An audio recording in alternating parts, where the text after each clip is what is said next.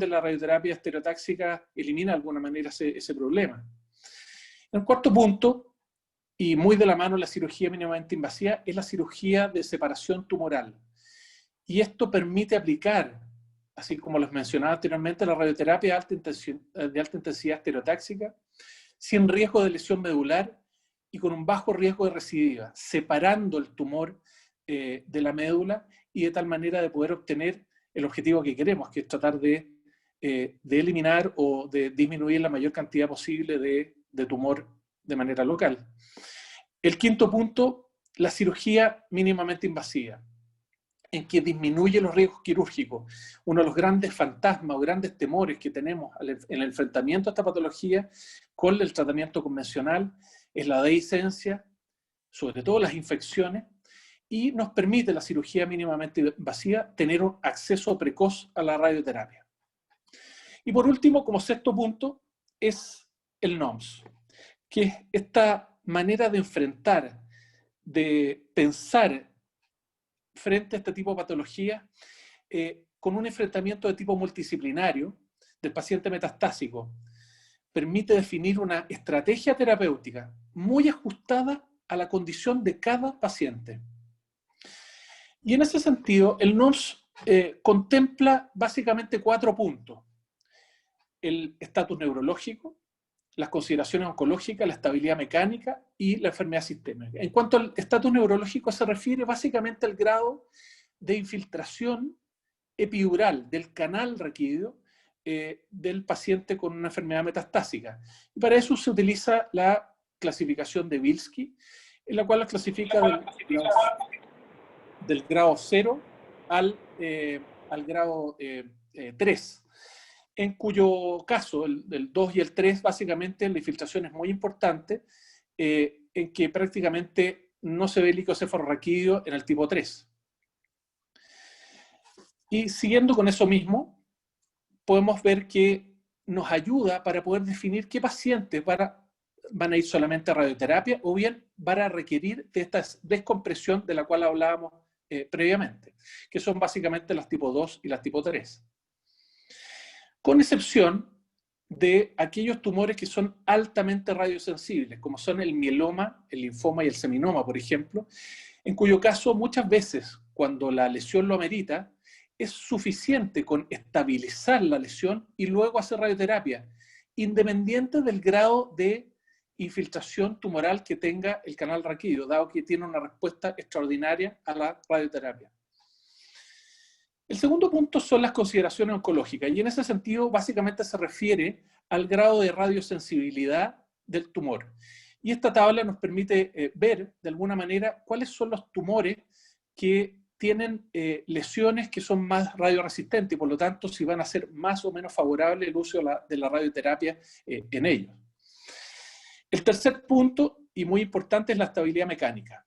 Y aquí tenemos la tabla del SINS, que básicamente permite, mediante varios puntos, asignar un puntaje y por lo tanto establecer la necesidad de estabilización de una lesión.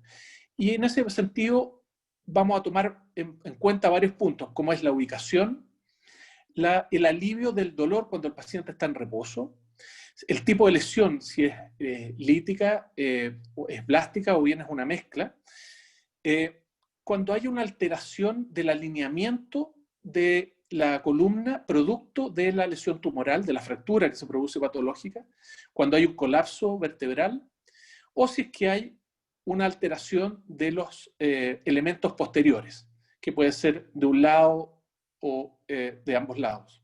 Y según esto, los agrupamos en 3 grupos, valga la redundancia.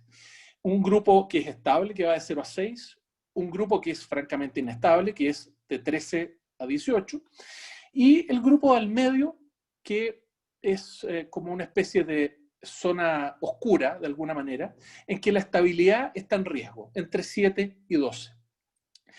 Y probablemente uno de los puntos en que uno podría tener más controversia o de alguna manera tener más problemas en la toma de decisiones es el SINS intermedio, este que va entre 7 y 12. Y hay algunos factores que a uno pueden ayudarle a definir si es que este paciente va a requerir de una cementación solamente, o bien es mejor hacer una fijación para estabilizarlo y posteriormente el resto del tratamiento. Y en ese sentido hay algunos factores que uno pueden ayudarle a tomar la decisión. Por ejemplo, el volumen del defecto del cuerpo a nivel lumbar, o si está comprometido o no el pedículo, en la cual la estabilidad va a estar comprometida. Y otro de los puntos que sirve a nivel torácico, por ejemplo, es el compromiso de la costotransversa. En el último punto del NOMS está el compromiso sistémico. Y en ese sentido tenemos el nomograma, el SORG de Paulino Pereira, que nos permite ver cuáles son las condiciones generales de este paciente y por lo tanto, en base a eso, podemos definir cuál va a ser la sobrevida probable de este paciente y tener una idea nosotros, como cirujanos de columna, cuál es el mejor tratamiento que podemos ofrecerle a este. Aquí tenemos un ejemplo en el cual, tomando en cuenta varios puntos, como es la hemoglobina, el conteo de glóbulos blancos, la edad, si es que han tenido tratamientos previos, si es que tienen una metástasis, digamos, viscerales, y sobre todo cómo está el performance status del paciente, le podemos asignar un puntaje y eso nos permite definir entonces cuál será más o menos la sobrevida a 30, a 90 días o a un año. Este es básicamente una tabla resumen en la cual nos permite poder colocar nuestro paciente en base a todos estos puntos para poder definir finalmente cuál va a ser el mejor tratamiento para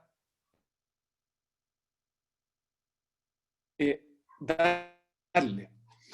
Y podemos verlo mejor con un caso que lo presento en la primera parte del curso. Este es un caso de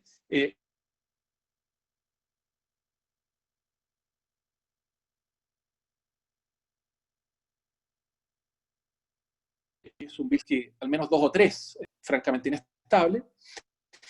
Digamos el nomograma, podemos ver que con un gran compromiso radiosensible, producto que había sido irradiado en 2 oportunidades estables, como pudieron ver,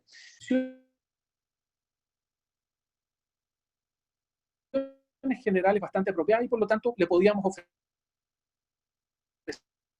un tratamiento, que en este caso era la descompresión, la estabilización y luego la radioterapia, que fue lo que se hizo con operatorio, etcétera, etcétera. Compresión mínimamente invasiva. Preservar o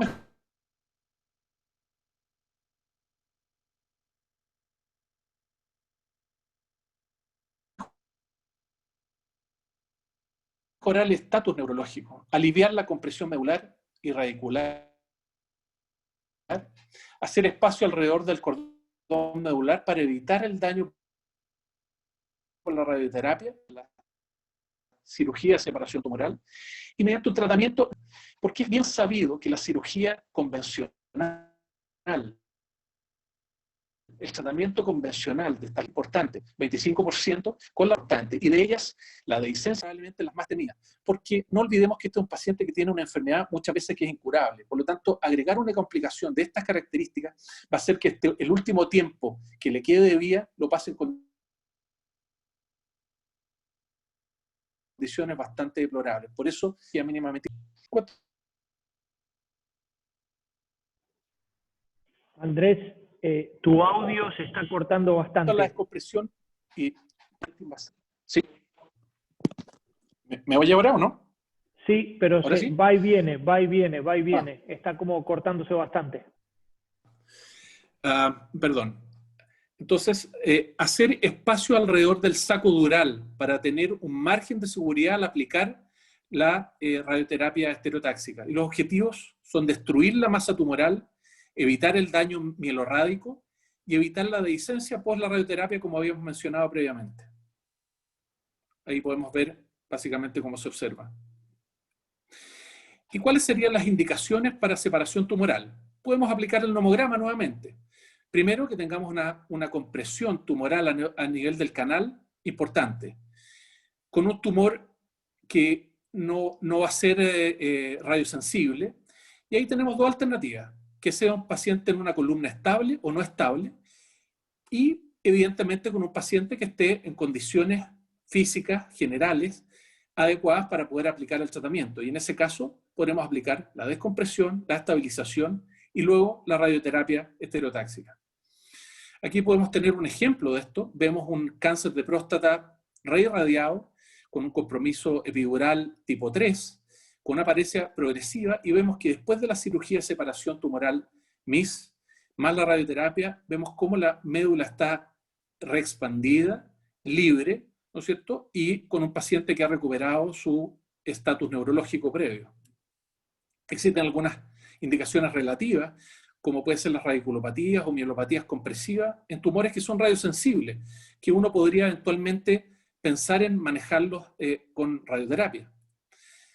Es importante dentro de las consideraciones técnicas que la descompresión siempre va a requerir de fijación, y eso es porque cuando hacemos una descompresión amplia, hacemos una cirugía de separación tumoral, muchas veces tenemos que resecar el pedículo, hacer una costotransversectomía, por ejemplo, en la columna torácica, y esto va a conllevar riesgos de cifosis, mayor riesgo de compresión por colapso, y definitivamente si no fijamos no va a tratar el dolor mecánico. Es importante la planificación con resonancia, con TAC, con PET scan. Y con esto podemos definir cuáles son los niveles que vamos a fijar. Podemos definir también la lateralidad del abordaje, ya sea por un lado, por otro, por los dos lados, digamos, o bien haciendo un abordaje de manera central. Y finalmente, muchos de estos tumores que son altamente vascularizados, como los carcinomas renales, de tiroides o hepatocelulares, pueden significar grandes sangramientos en los pacientes. Por lo tanto, va a ser importante evaluar la vascularización tumoral y planificar una embolización preoperatoria en este tipo de tumores. Las recomendaciones en general es que en este tipo de problemática utilizar el monitoreo electrofisiológico intraoperatorio, idealmente un equipo entrenado con un anestesiólogo entrenado que idealmente mantenga presiones de perfusión medular alto, es decir, ojalá una PAM de 90 o superior. Ahora, el uso de tornillos pediculares mínimamente invasivos va a permitir acompañar esta descompresión vía MIS y hacer una fijación con el mismo concepto anterior. Y en ese sentido podemos ver cómo colocando estas agujas guía, después posicionando los tornillos con las torres, con este sistema, podemos colocar y vendear previamente las barras en cifosis o en lordosis, o cifosis y lordosis va a depender si es que la lesión está cerca de la unión toracolumbar, de tal manera de poder dar una fijación adecuada. Muchas veces es necesario hacer una fijación en un lado mientras se está haciendo la descompresión, de tal manera de mantener estable la columna en ese momento. Aquí podemos ver cómo estamos rotando la barra, de tal manera de ajustarla, en este caso en la cifosis, dado que se trata de una lesión torácica. Y en este caso un acceso central para poder hacer la descompresión. A veces se hace por vía Wilce, otras veces por vía central, va a depender un poco del tipo de lesión que estemos enfrentando. Esas son las lesiones o las incisiones en la piel, vemos que son bastante pequeñas y la gracia es que efectivamente tienen menos complicaciones y permiten entonces iniciar una radioterapia bastante precoz. ¿Por qué mínimamente invasivo? Ya lo vimos, reduce el daño tisular, tiene una menor pérdida sanguínea, un menor dolor postoperatorio, hay un menor síndrome inflamatorio sistémico, tienen menos días de hospitalización y, como lo mencionamos previamente, unas menores tasas de infección. No olvidar que siempre debemos saber qué enemigo estamos tratando. Por lo tanto, es muy importante tener una biopsia previa de una lesión antes, por ejemplo, de cementarla, porque podemos encontrarnos con que estabilizamos o cementamos una lesión y sin embargo nos encontramos con una sorpresa y una lesión distinta a la que esperábamos encontrar inicialmente. Por eso es importante tener una biopsia previa. A modo de resumen, seguir el algoritmo de NOMS permite abordar la problemática metastásica de columna de una manera sistemática e integral. Hablar un lenguaje común con el oncólogo y el radioterapeuta es sumamente importante y ofrece una estrategia personalizada a cada paciente. El CINS intermedio plantea un desafío en la toma de decisiones. El valor mayor a 9, dolor mecánico, necesidad de descompresión, volumen del defecto osteolítico y compromiso de los elementos posteriores son variables a considerar. Nunca olvidar que el objetivo final es mejorar la calidad de vida. Se trata de una población frágil. Y si bien el NOMS no es privativo de la cirugía mínimamente invasiva, le da un valor preferencial por las razones que les mencioné anteriormente. Muchas gracias y quisiera entonces seguir con la temática del día de hoy y los dejo entonces con el tema de cifoplastía con el doctor Marcelo Rizo. Voy a dejar de compartir. Marcelo, por favor. Boa noite a todos. Obrigado, Andrés. Obrigado, Boris, pelo convite e parabéns pela iniciativa. Boa noite, Santiago.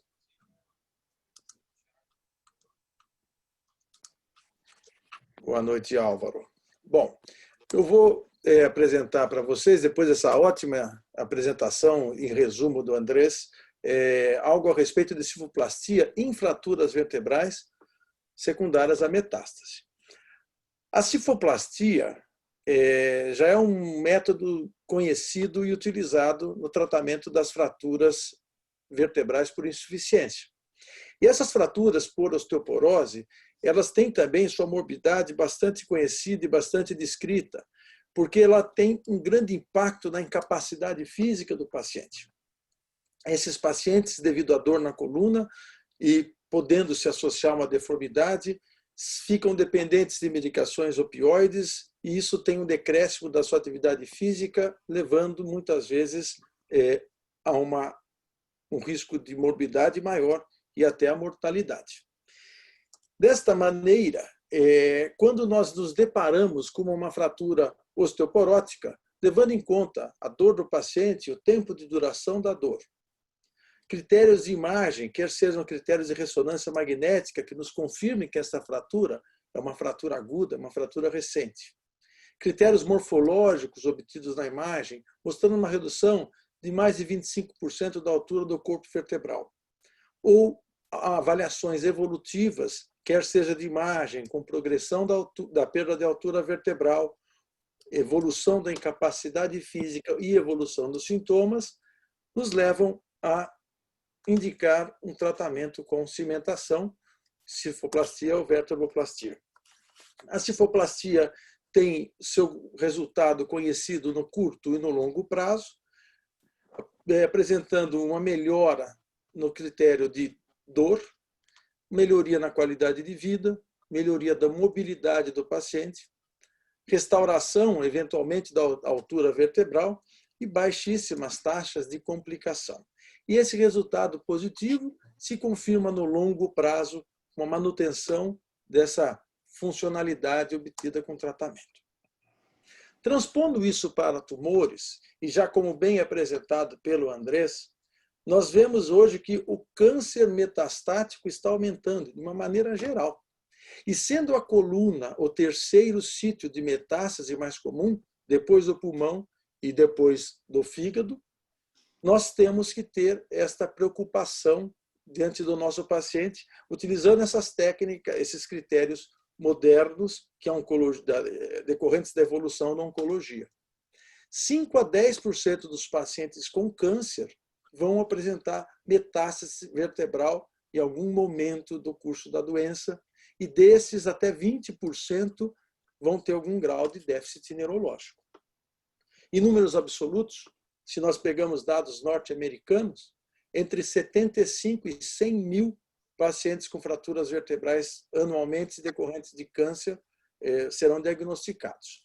E, nesses dados americanos também, a principal causa é o mieloma múltiplo, a próstata, seguido do mieloma múltiplo, pulmão, outras causas de mama. Imagino, pelo menos da minha experiência, que a mama não ocupe o 5º lugar, ocupe talvez o 2º ou o 3º lugar. mas, de qualquer maneira, esses tipos histológicos são os tipos mais frequentes que causam infiltração vertebral e fratura vertebral decorrente da metástase. As metástases, por si só, podem produzir osteólise, ou seja, lesões osteolíticas que destroem o trabeculado vertebral com a perda de massa óssea e uma diminuição da mineralização, diminuindo a resistência óssea. Existem metástases que são produtoras de osso, chamadas osteoblásticas, mas essas metástases, esse osso produzido, não é um osso de boa qualidade. Além disso, pacientes tratados com radioterapia, especificamente essas radioterapias de alta intensidade, como bem disse o Andrés, podem ter um dano estrutural no colágeno ósseo, levando à osteoradionecrose, e esse conjunto de alterações pode levar a uma perda da qualidade do osso e aumentar o risco de fratura vertebral por compressão. Então, não só o tumor pode fragilizar o osso, mas também a radioterapia, que é o tratamento de escolha para as metástases vertebrais, pode também fragilizar o osso.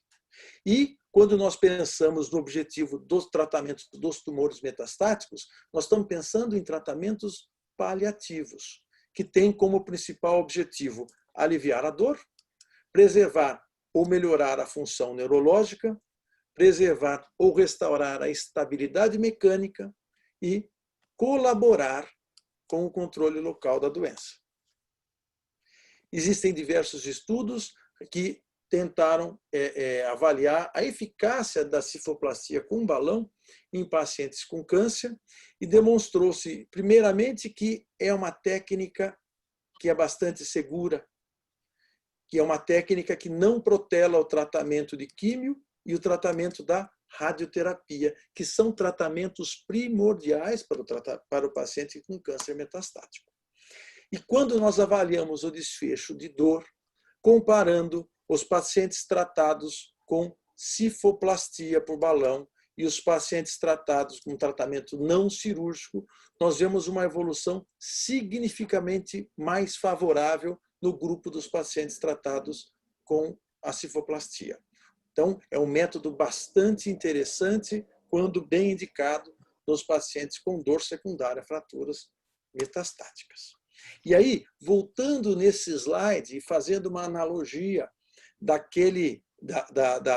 do decréscimo da capacidade do paciente com fratura por osteoporose, nós podemos fazer uma analogia na capacidade funcional do paciente. E quando o oncologista avalia o paciente, muitos dos tratamentos da escolha do oncologista têm relação com a performance do paciente. E a cifoplastia, a fratura vertebral, em geral, decai 1, 2 ou até 3 pontos a capacidade funcional do paciente no ECOG, que é esta avaliação de performance status. O tratamento, então, como já dito pelo Andrés, ele baseia-se nesse complexo de estabilidade com compressão neurológica, radiosensibilidade, dor, condições clínicas e prognósticos. Existem diversos algoritmos possíveis, mas, em linhas gerais, nós pensamos no aumento vertebral, na cifoplastia, naqueles pacientes que têm fratura, sem compressão medular. E isso é confirmado nos critérios NOMS, em que o braço aqui da cifoplastia, vertebroplastia, ele está relacionado àquele paciente é considerado no paciente com fratura-explosão. Quanto aos critérios SINS, em geral, nós usamos essa técnica naqueles pacientes intermediários, com SINS entre 7 e 12. Eventualmente, nos pacientes instáveis, dependendo de critérios mais específicos. Esses pacientes devem ser avaliados com exames múltiplos de imagem. Os raios-x, as radiografias, nos permitem ver as deformidades vertebrais e, muito importante, identificar os referenciais radioscópicos que nós eventualmente vamos utilizar para fazer a cifoplastia. A tomografia ele é superior para avaliar as falhas corticais e para estudar a anatomia da lesão e a qualidade da lesão cilítica ou blástica. E a ressonância é útil para avaliar o comprometimento do canal vertebral e as lesões extravertebrais, como nós vemos nessa imagem de uma metástase em T4, em que nós não identificamos um pedículo, nós vemos uma lesão puramente lítica e destrutiva em elementos posteriores do pedículo parcialmente no corpo vertebral e uma lesão invadindo o canal vertebral e comprimindo a medula espinhal. É importante a gente agregar conceitos quando nós vamos indicar esse tipo de procedimento. E as fraturas vertebrais elegíveis à vértebra osteoplastia são as fraturas tipo A1, A2 e A3 e A4 da classificação da AO. Ou seja, nós não utilizaremos em fraturas com instabilidades tipo B e tipo C. Também, da mesma maneira, aqueles pacientes que têm, na classificação de Bilski, nível 2 ou nível 3, têm contraindicação para a realização de tratamentos com augmentation. Especificamente, o melhor caso são os casos Bilski 0. E, eventualmente, nós podemos aplicar em alguns casos Bilski 1. Mas o risco realmente está relacionado à projeção de fragmentos tumorais para o canal vertebral no momento que o balão é insuflado. Então, atenção para o muro posterior, que ele realmente vai proteger as estruturas neurais. Para a gente organizar essa ideia, eu diria para vocês que os casos em que existe indicação de cifoplastia em lesões neoplásicas são, primeiro, metástases, SINS intermediário, Bilski 0, com integridade do muro posterior, ou seja, lesões tipo A1 ou A2, e com a lesão restrita ao corpo vertebral. No outro extremo, seria contraindicado nos tumores desconhecidos, como já dito pelo Andrés, nós temos que conhecer a histologia do tumor antes de fazer a cimentação. Nas lesões tipo Bilski 2 e Bilski 3, nas lesões B e C da AO, na lesão dos dois pedículos, que eu não tenho referencial para realizar o procedimento, e nos pacientes com déficit neurológico. E aí nós temos sempre aquele grupo de intermediário, a indicação relativa. Tumores primários, a priori, não tratamos, a menos que esse tumor primário seja num paciente no estágio já de cuidados paliativos, e ele seja primário do osso, mas no estágio metastático. SINS elevado, Bilski 1, se nós tivermos falhas muito pequenas e um espaço anterior grande para insuflar o balão, nós podemos eventualmente utilizar. Pacientes que têm lesão do muro posterior, tipo A3 ou A4, seguindo o mesmo princípio do Bilski 1, e aqueles pacientes que têm lesão em um pedículo, que me permite fazer a punção pelo pedículo contralateral.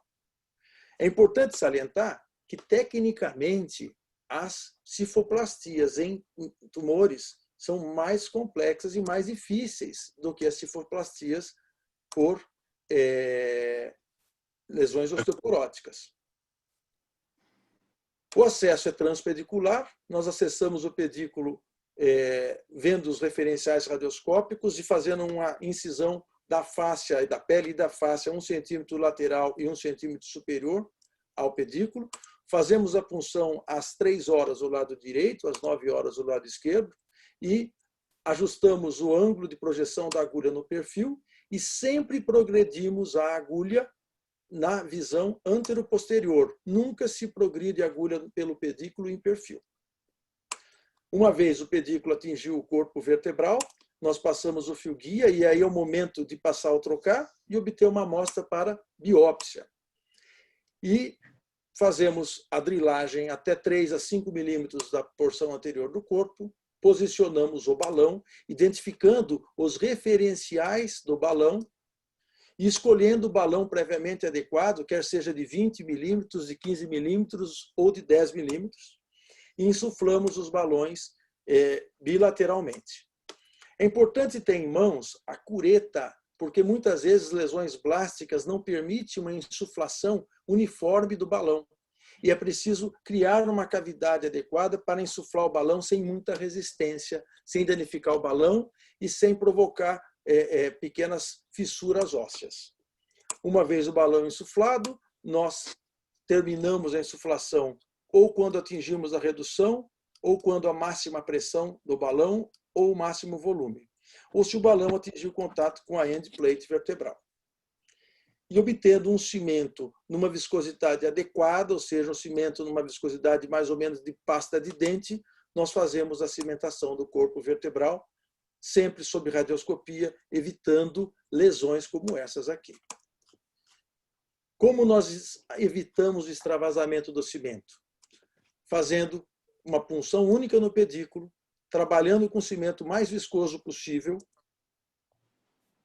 distribuindo o cimento mais anteriormente,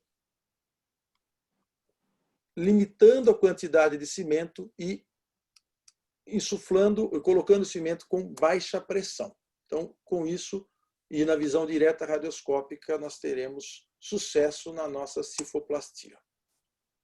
Andrés, podemos partir para algumas perguntas ou vamos para os casos? Sí. Hay una pregunta acá que se hace, ¿hasta cuántos niveles de cifoplastía tú recomendarías como seguro tal vez hacer? O dicho de otra manera, ¿cuántos, digamos, hasta dónde no harías, digamos, la cifoplastía en algún determinado caso? Muito bom. Bom, quanto aos níveis, a gente faz até 3 níveis por procedimento. Essa analogia vem das fraturas osteoporóticas. Quando nós insuflamos o balão em mais de 3 vértebras, nós podemos ter um risco de embolia gordurosa. Então, por conta disso, eu faço até 3 níveis por procedimento. Ok. Ok? Como você faz, Andrés? Também desse jeito ou você faz mais níveis? ¿Te puedo hacer una pregunta, Marcelo? Santiago. ¿Puedo, Andrés? No, Sí, dale. Muy buena los tips y todo lo que estás diciendo.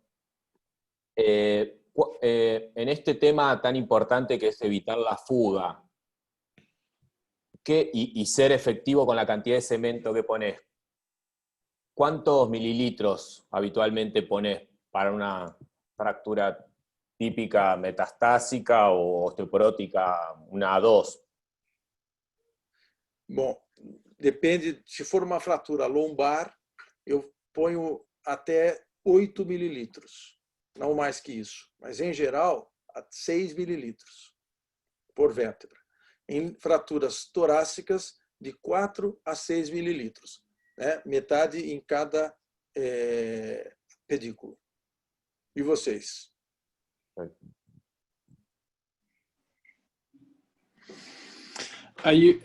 Marcelo, hay otra pregunta. Sim. Del doctor Mauro Volpi. Que haces la cifoplastía en metástasis que no han sido tratadas con cirugía o con radioterapia. Desculpa, como eu faço a cifoplastia? Si es que, claro, si tú haces la cifoplastía en metástasis que no han sido tratadas con cirugía o radioterapia. Esa es la pregunta. Que me la tradujeron acá. Bem, boa noite, Mauro. Prazer tê-lo aqui. Eu faço a cifoplastia antes da radioterapia, se é isso que eu entendo na pergunta. Mas, eventualmente, aquelas vértebras que já foram irradiadas previamente podem ser tratadas com cifoplastia no segundo tempo. Né? Mas, em geral, o primeiro procedimento é a cifoplastia. ¿Puedo comentar algo, Andrés? Sí, dale. Sí, Marcelo, excelente presentación. La verdad que son muchos tips muy útiles. Hay una pregunta del doctor Bazán que dice que no debería uno utilizar la clasificación de fracturas traumáticas para las fracturas patológicas, pero la verdad es que el sentido de utilizar todos los elementos que nos hagan un poco acercarnos a la estabilidad de esa fractura patológica, un poco a la necesidad de relleno, de fijación, son los elementos que están un poco en deuda en el CINS intermedio. Por eso es que uno, aparte de la experiencia personal que puede tener al enfrentar una fractura patológica, es que va tomando elementos. Por ejemplo, se observa que hay lesión del arco posterior, de las articulares, si hay lesión también, por ejemplo, infiltración tumoral de los tejidos blandos posteriores, que en general es frecuente pero posible. Uno con esos elementos va a decidir si es que resulta útil, como decía el doctor Rizo, rellenar con cemento para tratar el dolor y estabilizar la vértebra, o decidirse a hacer una fijación. Como comentario de esa pregunta. En relación al número de vértebra, efectivamente el riesgo de embolía grasa es posible. El mayor riesgo principalmente, pero es infrecuente, el mayor riesgo cuando uno rellena muchas vértebras al mismo tiempo es que no logra tener un buen control radiológico del relleno vertebral y tiene más riesgo también de escape de cemento, de cemento, embolía pulmonar de cemento, o también se ha visto en algunos casos embolía hasta dentro de la aurícula del corazón. Entonces, lo recomendable es manejar las vértebras dentro del campo de la radioscopía. Por ejemplo, 3 vértebras caben dentro del rango de la radioscopía y uno puede ir rellenándolas con una dosis de cemento, las 3 al mismo tiempo, de manera secuencial, sin aumentar el riesgo de perder el control de una inyección de cemento en una vértebra que no está pudiendo visualizar bien. Nosotros, por ejemplo, en algunas oportunidades hemos rellenado hasta 6 vértebras, pero lo hemos hecho unipedicular, que también es una alternativa, colocando el trocar muy lateral y por un pedículo o extrapedicular llegando al centro de la vértebra, una vértebra por un lado, otra vértebra por el otro lado, y también de esa manera se puede rellenar el cuerpo vertebral de manera óptima, disminuyendo los tiempos y también pudiendo controlar radiológicamente. Y desde el punto de vista de la evidencia, el relleno vertebral unipedicular tiene en general los mismos resultados que cuando es bipedicular. Eso. Só Gracias, Álvaro. Me permite um comentário, Andrés, mas é a respeito da classificação AO. Realmente, ela não é uma classificação para fraturas por metástase, mas é uma analogia que nós temos que usar. Quando existe nas metástases lesões com luxação, subluxação ou lesão do complexo ligamentar posterior, nós não podemos tratar esse paciente com cimentação. Esse tratamento não é suficiente. Você pode agregar o cimento mais uma fixação pedicular, mas cimentação isolada é contraindicado. Então, se você identificar algum critério tipo B ou tipo C, não trate isoladamente com augmentation. Essa é a mensagem que eu queria passar. Sigamos adelante, Marcelo. Estamos un poco atrasados. Entonces, si quieres, ibas a presentar un caso. Sim, vamos lá. Después podemos seguir con las preguntas. O caso que eu mostro é uma paciente de 55 anos com um câncer de mama invasivo grau 2, com metástases linfáticas e metástases ósseas. Ela tinha, ao diagnóstico, em 2011, lesões ósseas no fêmur esquerdo, nas costelas e vértebras. Tinha um status funcional bom, ou seja, um ECOG 0. Essa é a imagem da lesão do fêmur, que foi inicialmente tratada com radioterapia, pelo risco de fratura patológica. E a paciente manteve-se bem, com uma boa funcionalidade até 2014, quando ela teve um decréscimo funcional secundário ao colapso da cabeça do fêmur, uma deformação pela infiltração metastática. E nesse momento ela foi submetida a uma artroplastia. Nesta ocasião, em julho de 2014, nós fomos chamados para avaliá-la. E ela tinha essas tomografias com uma lesão em T9, em T12 e em L4. Essas são as imagens que eu tenho da ocasião. Alguém quer comentar alguma coisa? Álvaro, Andrés, Santiago? Sí, bueno, el comentario es que vemos, ¿no es cierto?, en un escáner que son lesiones mixtas, osteoblásticas y osteolíticas, y donde, por ejemplo, en este corte axial se pueden ver algunos rasgos de fractura, podrían ser entradas vasculares, pero probablemente tiene algunas fracturas trabeculares que son bien habituales de observarse en las lesiones osteoblásticas, como una especie de fisuras óseas sin necesidad de que haya un colapso vertebral. Y lo importante acá es la presencia o no de dolor mecánico probablemente, que va a hacer un poco la diferencia va a definir un poco el tratamiento de esas lesiones. Muito bem. Essa era a ressonância. Algumas áreas realmente de edema vertebral, especialmente aqui, mas sem grandes alterações. E a paciente foi submetida à artroplastia, teve uma melhora funcional. Mas meses após alta com ECOG 1, ou seja, funcionalmente bem, ela retornou com um nível funcional 4, com muita queixa de dor na coluna, uma dor axial difusa na coluna torácica, lombar e sacral. E nesse momento, em novembro de 2014, nós fizemos essa radiografia e aí identificamos esta lesão em L4 e essas lesões em T12, L1 e T9, que já existiam e que tiveram progressões do ponto de vista do critério SINS. Você teria feito alguma coisa antes, Álvaro, naquele momento, em julho, ou ainda observaria? O oncologista não indicou radioterapia, me sugeriu que tivesse a hormonioterapia. Claro, con la primera tomografía, con las lesiones como veías que eran mixtas, pero bastante blásticas, lo que de por sí en general son relativamente más estables, porque es un hueso frágil pero sólido, y con un SINS de 5, mi principio es evaluar el dolor mecánico. Si en el momento tenía un buen performance status y no tenía dolor mecánico, básicamente uno conversa con el oncólogo, el tratamiento probablemente está en tratamiento sistémico y por lo tanto uno no hace nada en especial. Si tuviera un dolor biológico, como habla Santiago Hem, o sea, un dolor nocturno, un dolor de reposo que mejora con la actividad, con un SINS de 5, 6 o 7, se conversaría la opción de hacerle radioterapia a la lesión que duele. En este momento, con la lesión en T9, que es de un SINS de 11, con una lesión osteolítica importante en la zona anterior, bueno, ya cambia un poco el cuadro clínico. La paciente tiene una disminución de su performance status, o sea, está funcionalmente mal, probablemente por el dolor que tiene por esa fractura, y por lo tanto, lo más probable es que requiera de tratamiento. E essa fratura de L4, veja só.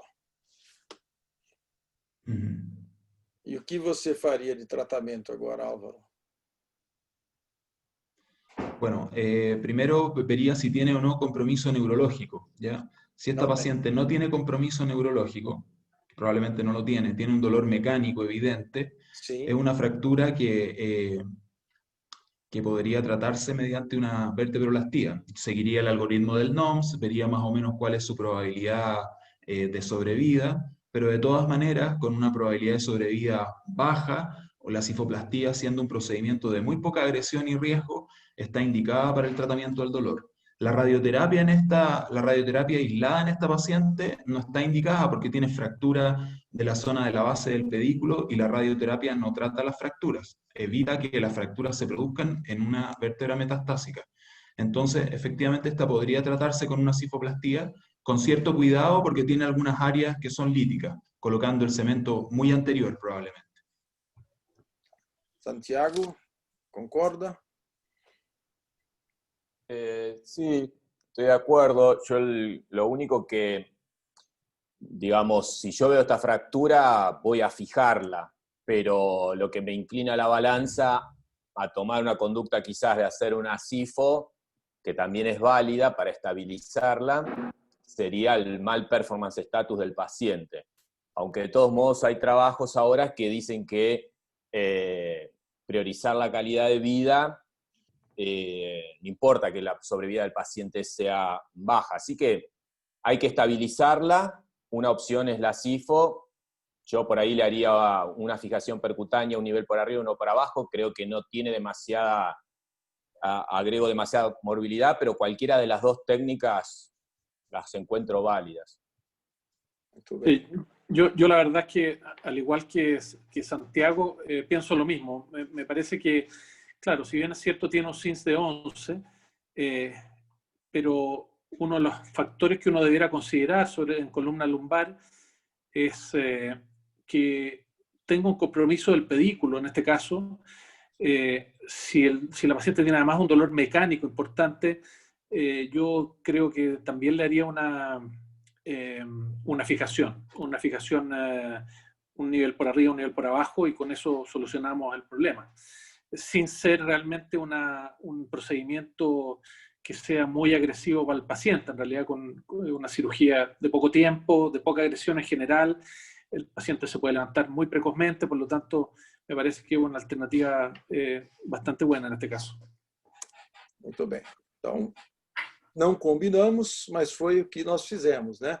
Então, uma fixação percutânea, L3 a L5, mais a cifoplastias nas vértebras T9, T12 e L1. Aqui o aspecto pós-operatório, uma cirurgia de muito baixa morbidade, seguida da radioterapia e uma melhora significativa do performance status da paciente, que até o último segmento, 3 anos de segmento, ela vinha bem, sem queixas na coluna. Esse aqui é o pós-operatório de 30 meses. Então, nós vemos aqui uma boa resposta do tumor ao novo tratamento sistêmico que foi instituído. O oncologista mudou a linha de tratamento, agregada à resposta à radioterapia. Então, acho que é isso que eu tinha para mostrar deste caso. 76 meses de segmento aqui. Acho que podemos partir para a próxima apresentação do Dr. Bordalo, Andrés. O que acha? Sí, bueno, quiero agradecerte, doctor Rizo, por tu excelente y muy clara presentación. El caso muy interesante, además, permitió ver tanto manejo con fijación como la cementación de los cuerpos y las lesiones superiores que mostraste en tu caso.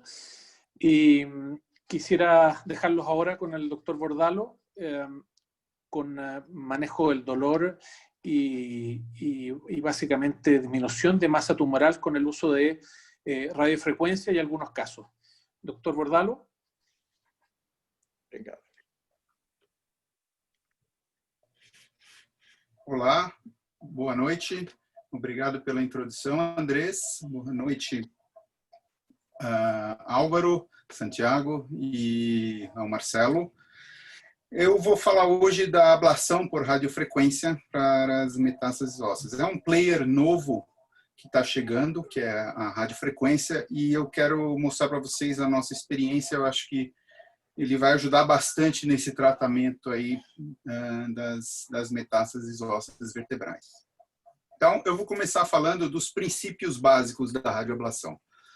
A radioablação nada mais é que um circuito elétrico, no qual a gente tem uma bateria acendendo qualquer coisa, e um exemplo, uma lâmpada. No caso, no nosso exemplo, a bateria é o gerador de radiofrequência e o probe, e a lâmpada é o tecido que vai ser ablado. Alguns conceitos de temperatura de radiofrequência. A gente sabe que até 50 graus a gente tem a homeostasia celular. Entre 50 e 60 graus, a gente começa a ter a desnaturação proteica. Entre 60 e 100 graus, a necrose de coagulação celular. E acima de 100 graus, a carbonização do tecido. O objetivo da radiofrequência é a necrose de coagulação. Então, trabalharemos com temperaturas entre 60 e 100 graus. Essa velocidade do aumento da temperatura, podemos fazer analogia com o nosso filé bem passado ou mal passado. Para obter esse filé mal passado, temos uma potência máxima em um tempo curto. Para um filé bem passado, temos que ter uma potência baixa num tempo longo. Esse é o conceito da radiofrequência. Uma uniformidade no cozimento do tecido.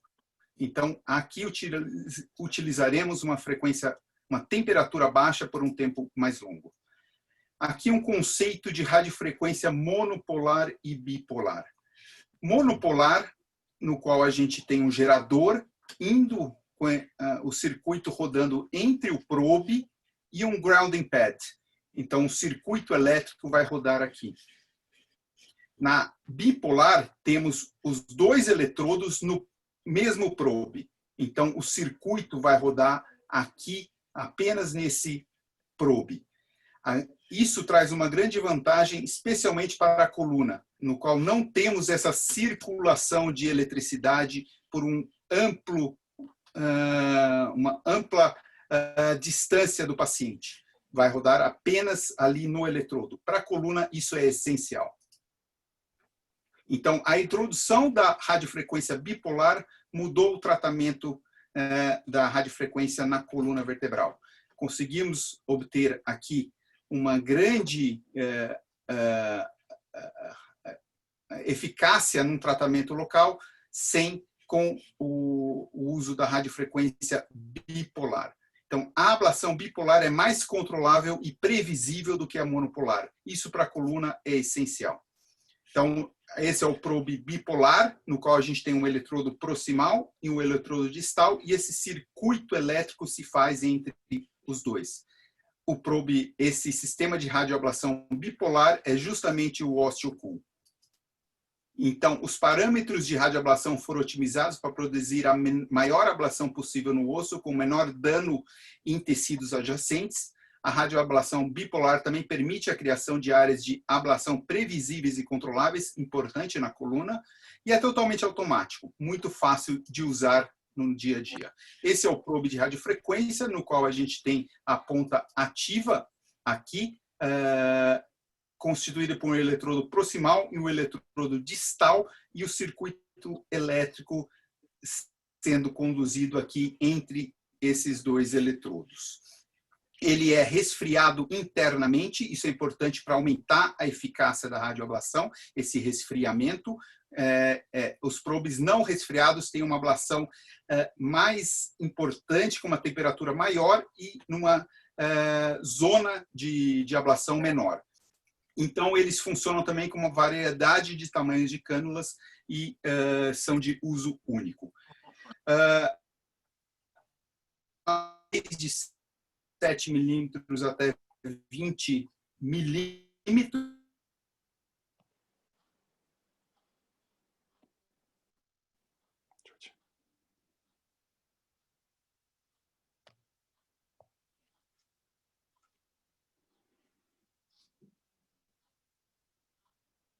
Ou 2 probes de radiofrequência no mesmo paciente.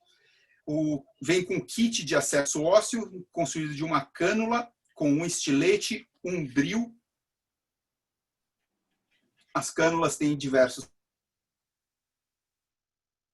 em que região da coluna você vai utilizar. E é importante ter esse safe distance do eletrodo proximal para a cânula de acesso ósseo. Aqui é importante também, a gente utiliza muito o termosensor para epidural, de colocação epidural ou perirradicular, para proteção dos nervos e do saco dural através do soro resfriado. A ablação na coluna é bastante desafiadora, diferente de outros ossos do corpo humano, porque o acesso ao corpo vertebral deve ser transpedicular ou costo-vertebral. A morfologia do corpo vertebral ela não é redonda, o que dificulta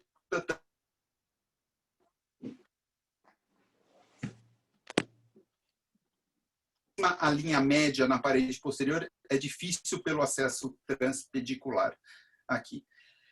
A questão de usar 2 probes bipolares, a gente tem um aumento da zona de ablação. Então, utilizando esse efeito do drill kissing, a gente aumenta a zona de ablação.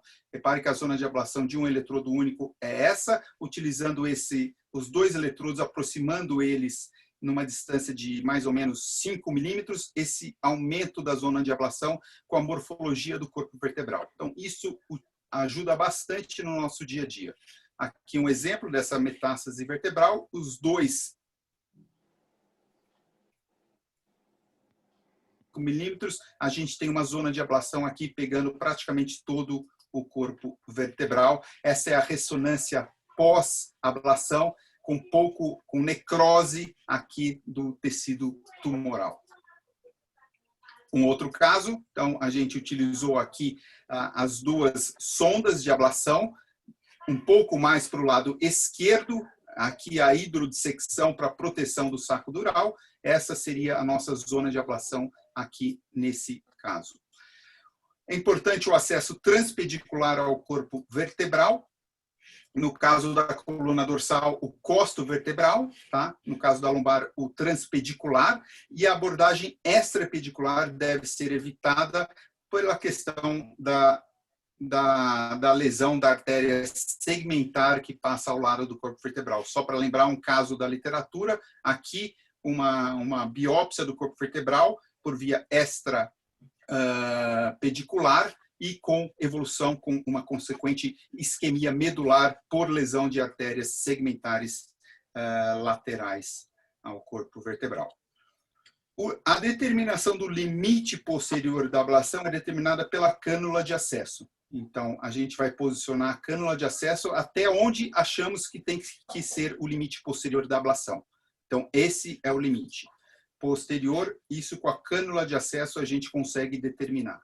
O limite anterior da ablação é feito através do drill. Então, o drill é colocado e ele vai definir o nosso limite anterior. Se mais anterior, próximo ao muro anterior, ou se um pouquinho mais para trás, vai depender de onde estiver a metástase. Então, o limite anterior, por exemplo, aqui vai ser esse aqui. Limite posterior da ablação, limite anterior da ablação. O drill define isso. Aqui mostrando, então, o limite posterior da ablação e aqui o limite anterior da ablação. Limite posterior pela cânula, limite anterior pelo drill. Tá? Passamos a sonda de radioablação e essa seria a zona de ablação. Essa área está segura. Mesmo assim, aqui optamos por fazer uma hidrodissecção, uma proteção do saco dural, e aqui a ressonância pós-operatória com a necrose do tecido tumoral.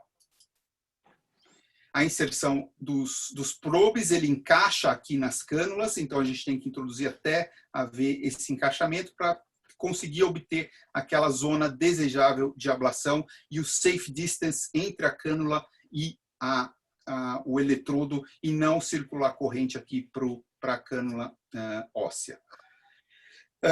Depois, então, aqui a zona de ablação com o kissing, o drill, o kissing effect. Aqui, então, o kissing effect, aumentando essa zona de ablação. Então, a ablação do pedículo também é possível através de um instrumento que existe também no osteopool, que é o modo de retrátil. Você vai retraindo 1 a 2 milímetros por segundo e ele consegue ablar também lesões pediculares. Então, aqui a gente tem um caso com uma lesão pedicular. No fim, a gente utilizou esse modo retrátil e repare aqui na ressonância pós-intervenção com a necrose também da lesão pedicular aqui. Cuidado aqui seria, obviamente, com o nervo que passa logo debaixo do pedículo. Então, se a gente for utilizar o modo retrátil para ablar o pedículo, temos que fazer a hidrodissecção, a proteção da raiz neural para que não ocorra uma lesão térmica dessa raiz. E depois, com a radioablação, há um enfraquecimento natural do corpo, então a gente injeta o cimento. A gente tem que esperar a temperatura baixar a mais ou menos uns 40 graus antes de injetar o cimento e preencher o máximo possível o corpo vertebral com o cimento. Então, uma ablação otimizada, a ponta da cânula vai definir a margem posterior da ablação, a ponta do drill a margem anterior da ablação, e ela é otimizada com aquele kissing, o drill kissing, para aumentar essa zona de ablação.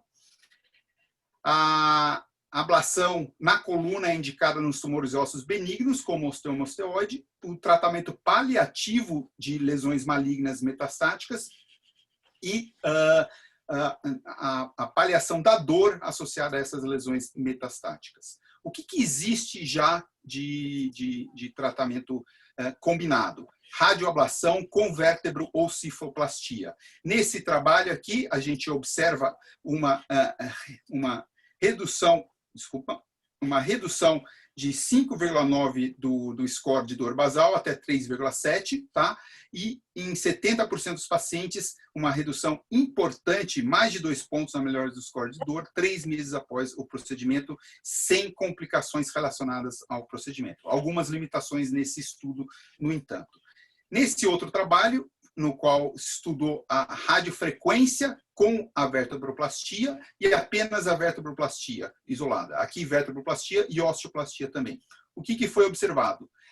Todos foram tecnicamente bem sucedidos, sem complicações importantes, e uma redução significativa na taxa de extravasamento de cimento posterior e venoso quando a radiofrequência foi utilizada junto com a vertebroplastia. Antes a gente faz a radiofrequência e depois injeta o cimento, como eu mostrei. E os scores de dor diminuíram significativamente após o procedimento da radiofrequência, mais importantemente quando associado com a radioablação. O tratamento, a gente sabe que o tratamento com a radioterapia é o padrão ouro atual. Tem vários tumores radiosensíveis, radioresistentes, tá? O grande problema da radioterapia aqui seria que o alívio da dor não é imediato, ele pode demorar um pouco, e nesses casos aqui a radioablação pode trazer uma otimização no tratamento paliativo quando ele é utilizado complementar junto com a radioterapia, principalmente por causa dessa melhora da dor. Então, existem alguns trabalhos mostrando a combinação de radiofrequência com cimento e radioterapia. A gente sabe aqui que na radioterapia pode haver uma progressão da fratura após o procedimento. Esse trabalho aqui, ele comparou pacientes com radiofrequência e radioterapia e pacientes apenas com radioterapia. Aqui, o que foi observado? Uma melhora muito importante, muito mais importante quando associado com a radiofrequência, tá? Tanto de melhorar da dor, 17 versus 53%, o tempo para alívio da dor é bem menor quando associado com a radiofrequência, e a dor recorrente é bem menos frequente quando associado com a radiofrequência. Então, a grande vantagem da radiofrequência associada à radioterapia é essa melhora da dor mais importante e mais precoce. Isso junto com a cimentoplastia. Então, a radioablação óssea, no manejamento da metástase ósseas, pode ser curativo, com controle local, e principalmente paliativo, para controle de dor, quando não há necessidade de fixação ou consolidação, ou para redução do tamanho do tumor, para tumores estendendo para o canal, no BIOS mais leves, grau 1 principalmente, e tumores estendendo para tecidos moles adjacentes. Então, a radioablação pode impactar a nossa prática na paliação da dor, no controle tumoral local, para melhorar a qualidade da vertebroplastia com redução de extravasamento de cimento e, importante aqui, a radiofrequência bipolar é a melhor maneira de realizar a ablação na coluna, muito, muito mais seguro do que a radioablação monopolar. Andrés, como você prefere? As perguntas agora ou vamos ver os casos?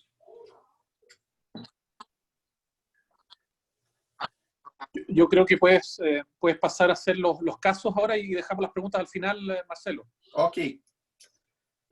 Então, esse primeiro caso é uma senhora de 69 anos com leiomiosarcoma uterino metastático. Fez uma radioterapia e uma artrodese por causa de uma lesão metastática em T10 com fratura, na época CINS-8, e evoluiu com uma compressão medular e uma dor importante na imagem, um BIOSC 1C. Não tem déficit neurológico. Então, essa é a lesão, aqui em T10, a fixação anterior, tá? Na imagem axial, a gente consegue observar aqui a compressão medular grau 1. Então, aqui ficou aquela... E essa paciente tinha essa compressão, esse Biuski mais leve, um tumor radiosensível, com uma dor mecânica e a coluna estável, e foi optado por fazer a radioterapia. Fez a radioterapia, não melhorou da dor. O paciente continuava com muita dor e foi optado por fazer a radioablação com a vertebroplastia. Então, aqui está a metástase com rotura do muro posterior, comprimindo a medula espinhal. Fazemos primeiro a hidrodissecção epidural com colocação de soro resfriado aqui epidural para proteger o saco dural e a medula. Introduzimos aqui depois a nossa cânula, aqui o limite posterior da ablação, aqui o limite anterior. Então, aqui novamente a proteção com o soro resfriado, a agulha de radioablação, aqui o eletrodo proximal. Essa seria a zona de ablação nesse caso. E logo depois da ablação, aqui a gente faz um ciclo de 90 graus a 10 minutos, fazemos a injeção do cimento com a vertebroplastia. E aqui a radiografia pós, mostrando aqui a distribuição do cimento no interior do corpo vertebral. Eu vou mostrar aqui um outro caso, paciente de 73 anos, neodimama metastático, com uma dor importante e um SINS-8. Aqui ele tinha uma dor dorsal importante por essa lesão aqui de T10, tá? Na tomografia já com acometimento pedicular, uma lesão mista. Aqui foi optado por fazer a radioablação, então aqui o limite posterior, aqui o drill até onde a gente vai anteriormente, o drill kissing, a introdução das duas cânulas, colocamos um termosensor epidural e aqui o resultado pós-ablação é uma ressonância pós-contraste com necrose de todo esse segmento aqui. E só para terminar, não faz parte, não é o escopo da aula, é uma lesão benigna, mas eu queria mostrar a parte técnica da radioablação, que é pouco conhecida. Então aqui é uma lesão benigna, provavelmente um osteoma, osteoide, osteoblastoma na massa, na lâmina direita de L1, aqui. Foi optado por fazer a radioablação. Então, primeiro fazemos a biópsia da lesão, confirmou um osteoblastoma. A gente faz uma abertura de janela óssea na lâmina para passagem da agulha epidural para fazer a proteção do saco dural e a colocação do termosensor, esse é o termosensor epidural, entre o tumor e o saco dural. Injetamos aqui o soro resfriado epidural para proteger o saco dural e introduzimos aqui a cânula, a sonda de ablação para fazer o tratamento desse osteoblastoma aqui com nessa angulação. Nessa angulação, optamos por fazer duas angulações e proteger. Então, só para mostrar a técnica aqui de radioablação, que é pouco conhecida, está chegando agora e acho que vai ajudar bastante aí no tratamento das metástases vertebrais. Ainda faltam estudos para mostrar isso, mas eu acho que é bem promissor aí. Bem, era isso que eu tinha para falar. Obrigado. Muchas gracias, Marcelo. Muy clara tu presentación y los casos muy interesantes. ¿Quieren hacer algún comentario o pregunta, Álvaro, Santiago? Sí, bueno, Marcelo, muy buena la charla. Para mí es un tema desconocido, así que me resultó interesante. Y bueno, a ver si capté bien el mensaje como cirujano de columna dedicado a la parte oncológica. Yo por lo menos entiendo que sería una alternativa para ese paciente que lo mandamos a hacer radioterapia, hicimos la cirugía si la requería o no, y a pesar de ello no respondió. Es así, digamos, a mí me queda como ese concepto que podría utilizarlo en ese paciente, como un armamento más. Exatamente, Santiago. Eu considero hoje que seria um instrumento a mais principalmente para esses casos pouco responsivos, tanto à radioterapia, e que não necessitem ainda de uma descompressão. E também para aqueles casos mais menores, com muita dor, mas com um BIOS mais baixo, mais leve, que não tenha uma instabilidade também muito importante, eu acho que é uma opção junto com a radioterapia. É um tratamento complementar ainda. E faltam estudos para definir o real papel ainda da radioablação.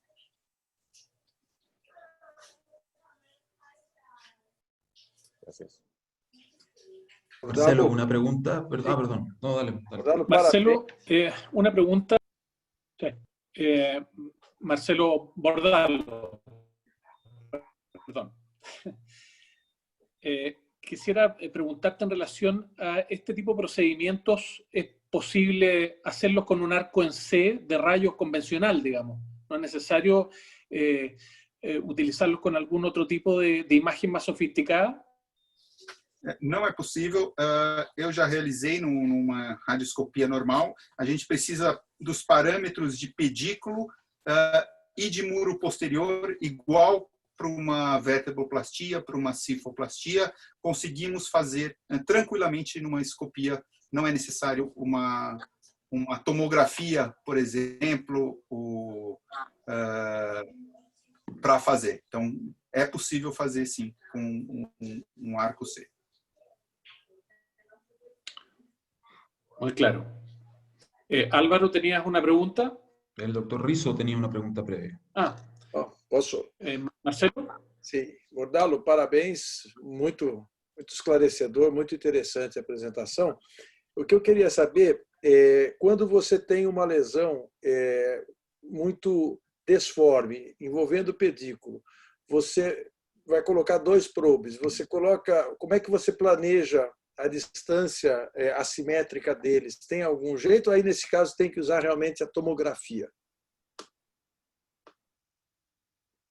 É mais fácil fazer pela tomografia. Eu consigo fazer no arco C aquelas lesões mais importantes, pegando todo o corpo vertebral, mais uniformes, não tão assimétricas. Quando existe pedículo, eu acho que a tomografia é mais segura, nesse caso, para poder posicionar os probes. Concordo com você, Marcelo. Acho que aí, nesse caso, é uma limitação. A tomografia ajuda mais. Então, essa mensagem acho que é importante, né? Quer dizer, o corpo vertebral é bem tratado na radioscopia, né? Eu acho que e aí as lesões posteriores a gente perde parâmetro, né? Aí vocês que dominam toda a técnica tomográfica de punção, isso é um grande ganho de segurança, principalmente, né? Exatamente. Bom. Marcelo Bordalo, hay una pregunta.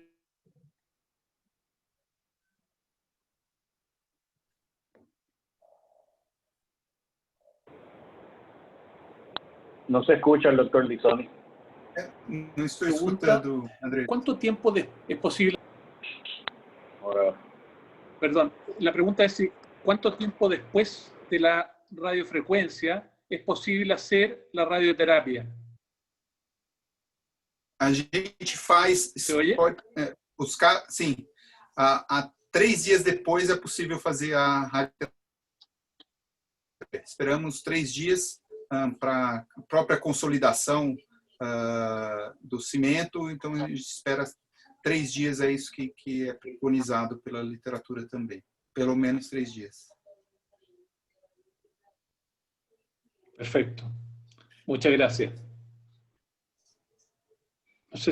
No sé si hay alguna otra pregunta o comentario. Sí, un comentario en lesiones, por ejemplo, en tumores, doctor Bordalo, excelente charla, muy clara.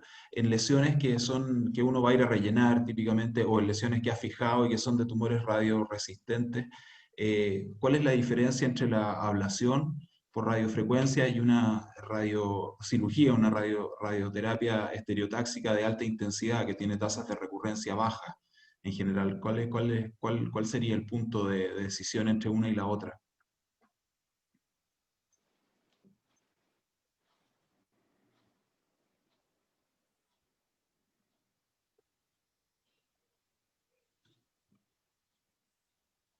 proteção óssea junto com a vertebroplastia.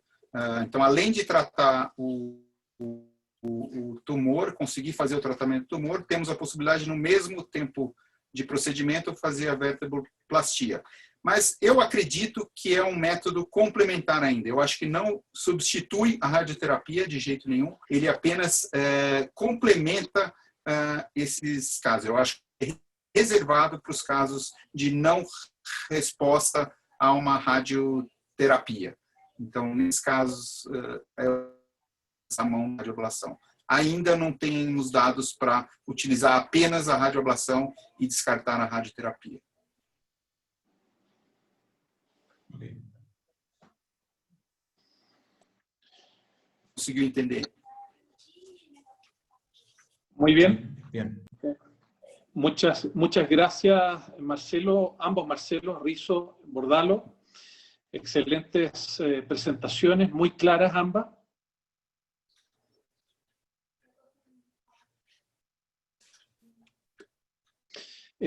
Considerando la hora, concluyó esta última etapa de nuestro seminario sobre manejo mínimamente invasivo de las metástasis.